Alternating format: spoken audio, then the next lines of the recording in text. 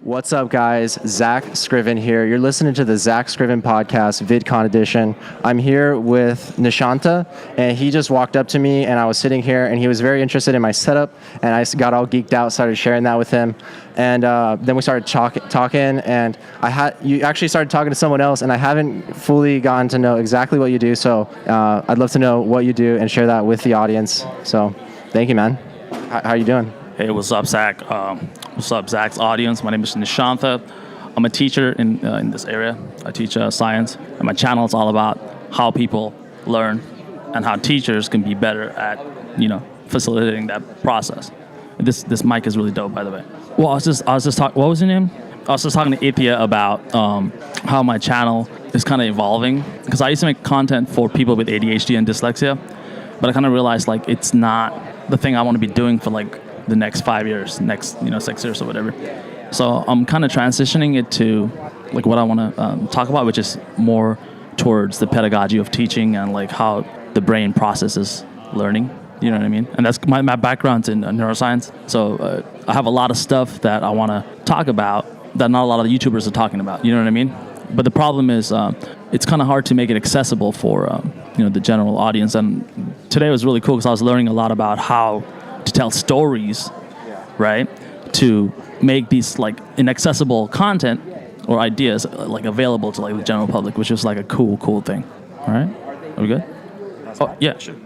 So, wow, that's amazing. I can definitely relate with that. I've struggled with ADHD symptoms, my whole life, and so that would be amazing to watch your content and kind of what I love about content creation. It kind of helps me discover myself and kind of get more self-aware, and that's why I love podcasts, being able to talk to other people.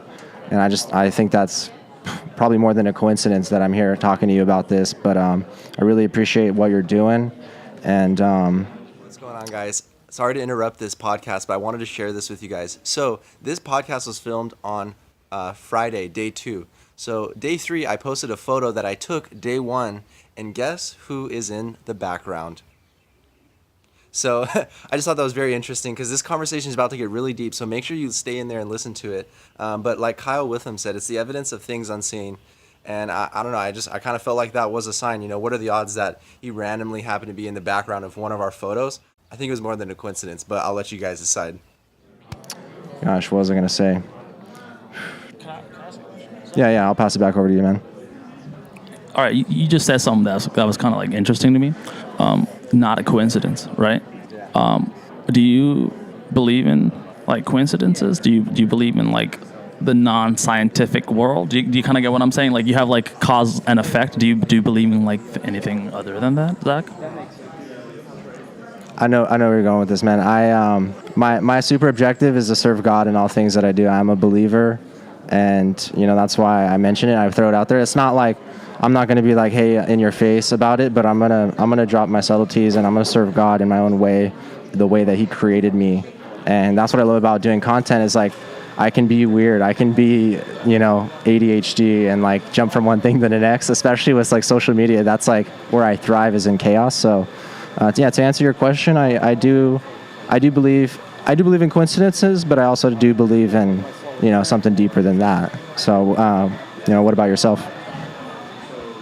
Yeah, I do believe in something greater than what we know about the universe. But I was more thinking about the simulation. Have you heard about the simulation? Oh, yeah. Put us on game about the simulation. So, I think it was Nathaniel Bostrom. Have you heard of the he said it's basically one of 3 options.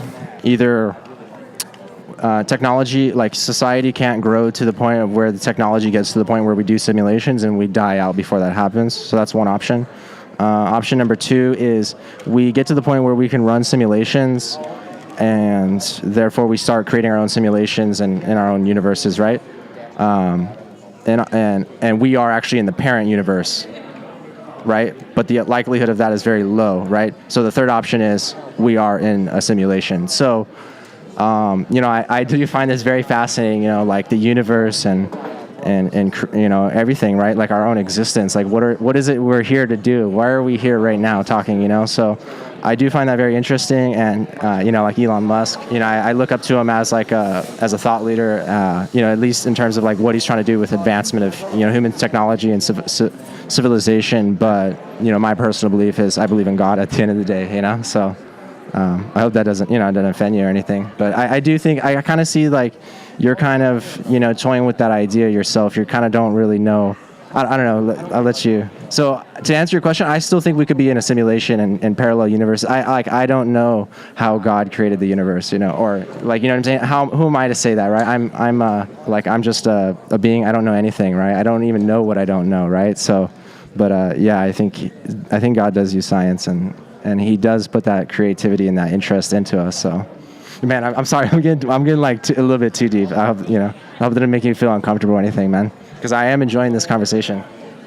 Yeah, so like it's a fascinating thing to think about, right? Like like you just mentioned limitations. Like is that part of the like okay, look, there's like we have these like laws of physics, right? Like the speed of light, for example. So if you wanted to keep someone in the simulation, right, what would you do? You would like put limitations, right? You would create rules like, hey, you can't go faster than the speed of light, bro. Right? And the universe is expanding at the speed of light, right? So if you wanted to keep someone inside the simulation, you would do that, right? So just like in the like if you play any simulation like Sims, right? Like what would you do? You'd like create rules for the Sims to like stay in the simulation, right? I mean it's a weird thing to think about, but thanks for having me on the show, man. Yo, this is my show. I get to end it, bro. And I'm just gonna thank you for being on the show, man.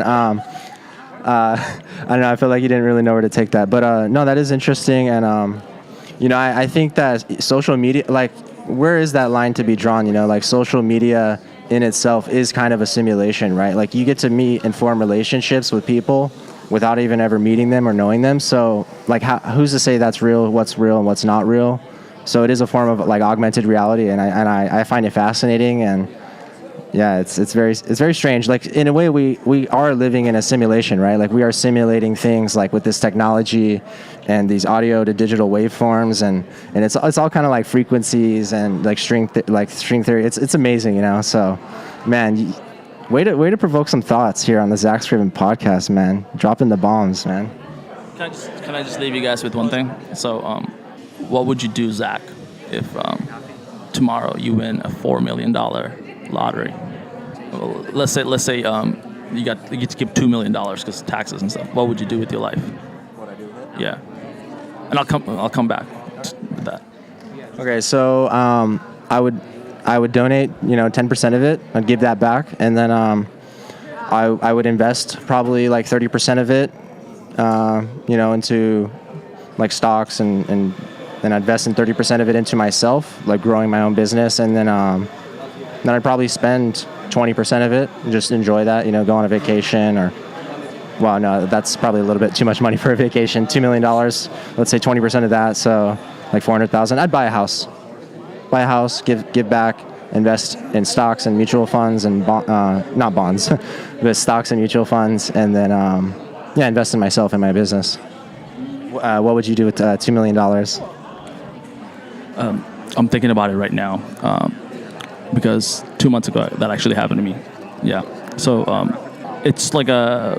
That's awesome, dude. Yeah. That's. Thank you for sharing that, man. Yeah.